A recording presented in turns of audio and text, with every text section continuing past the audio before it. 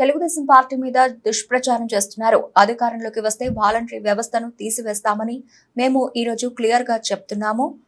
Telugu Desam party అధికారంలోకి వస్తే voluntary వ్యవస్థను కొనసాగిస్తుంది. ఇప్పుడు ఇక్కడ ఉన్న వేమూరు నియోజకవర్గ వైసీపీ ఇన్ఛార్జ్ వాలంటరీ మీద ఒత్తిడి తీసుకొచ్చి రాజీనామా చేయాలి, ఇబ్బందులకు గురి చేస్తున్నాడు. దయచేసి వాలంటీర్లు ఒకసారి ఆలోచన చేయండి. మీ విద్యకు తగ్గ విధంగా మిమ్మల్ని కొనసాగిస్తాము. అలాగే మీ గౌరవ వేతనం 10,000 రూపాయలకు పెంచుతాం. ఎవరో ఏదో చెప్పారని ఒత్తిడికి గురై రాజీనామాలు చేయొద్దు. వాళ్ళు ఇచ్చే పాంప్లెంట్లు పట్టుకొని ఇంటింటికి తిరిగి ప్రచారం చేయకండి అంటూ వివరించారు. తెలుగుదేశం పార్టీ పరంగా ఒక దుష్ప్రచారం జరుగుతూ ఉంది. వాలంటీర్ వ్యవస్థకి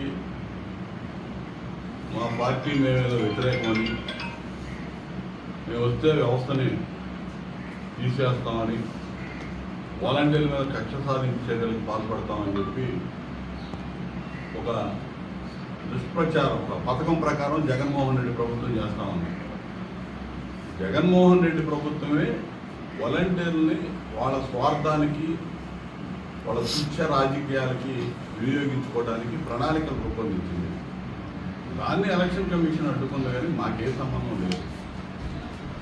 ఎలక్షన్ కమిషన్ ఇచ్చినటువంటి నిబంధనలు అడ్డం పెట్టి పెన్షనర్స్కి 1వ తేదీన అందాల్సిన పెన్షన్లు అందకుండా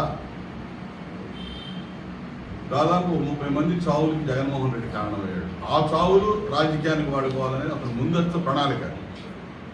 దానిలో భాగంగానే వాలంటీర్స్ చాలా మందిని పిలిపించి, మీకు ఈ నెలతో అయిపోతున్నాయి, మీరు 2 నెలలు జీతం మా దగ్గర నుంచి తీసుకోండి, ప్రభుత్వం నుంచి తీసుకోవద్దని 5,000 ఇస్తామని చెప్పి ఈ విధంగా మభ్యపెట్టి వాళ్ళని పక్కన పెట్టడానికి ప్రయత్నం చేశారు. కొన్ని చోట్ల ఇచ్చారు, తీసుకున్నారు కూడా. సరే, తర్వాత ఈరోజు ఒక కొత్త వ్యవహారం మొదలుపెట్టారు. వాలంటీర్లు అందరూ రాజీనామా చేయండి, రాజీనామా చేసి మీరు పార్టీకి పనిచేయండి, మళ్ళీ రేపు అధికారంలోకి రాగానే ఇక్కడే అర్థమవుతుంది కదా వీళ్ళు ఎంత పరిహిమాన్ని పనిచేస్తా ఉంది ప్రభుత్వం అనేది. జగన్మోహన్ రెడ్డి అసలు వ్యవస్థని ఏ విధంగా దుర్వినియోగం చేస్తున్నాడు అనేది ఇక్కడే అర్థమవుతాం. మేము చెప్పాము, చంద్రబాబు నాయుడు గారు చెప్పాడు, వాలంటీర్ వ్యవస్థకి తెలుగుదేశం పార్టీ వ్యతిరేకం కాదు, దాన్ని ఇంకా సమర్థవంతంగా వినియోగిస్తాం, 5,000 సరిపోదు వాళ్ళకి, వచ్చే మేము రాగానే 10,000 కూడా వాళ్ళకి ఆందోళన పెంచుతామని చెప్పి ఆయన హామీ.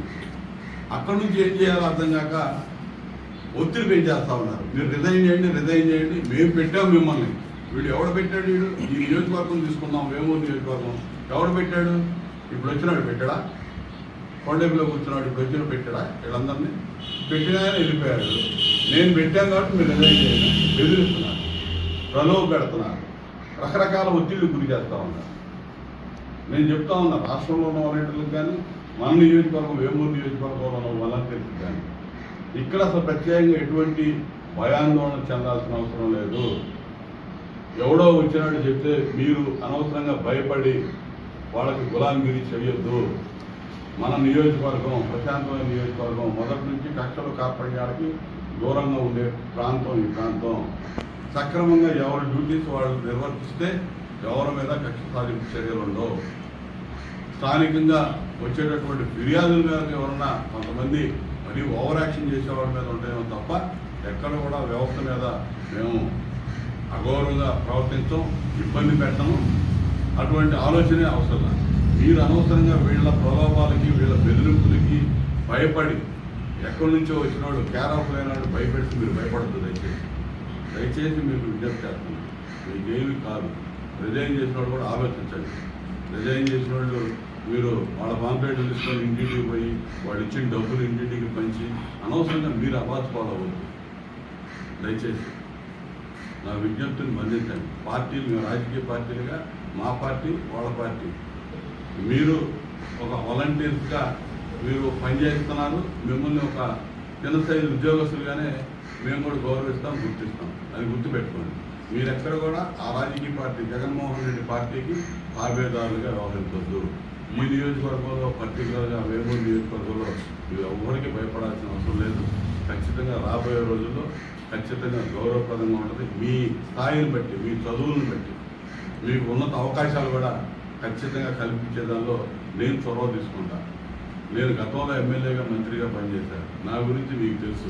ఇప్పుడు వచ్చిన వాళ్ళు మళ్ళీ ఎన్నికలైన 13వ తేదీ సాయంత్రం 6 గంటలకు ఎక్కడ వెళ్ళిపోతాడో కనపడదు. 3 సార్లు నిలబడ్డాయన మూడోసారి గెలిచి మంత్రి అయిన ఆయన ఎడిపోయాడు. మరి ఇప్పుడు వచ్చిన వాళ్ళు మీరు ఎంతవరకు నమ్ముతారో మీకు దయచేసి నమస్కరించి చెబుతున్నా, అర్థం చేసుకోండి.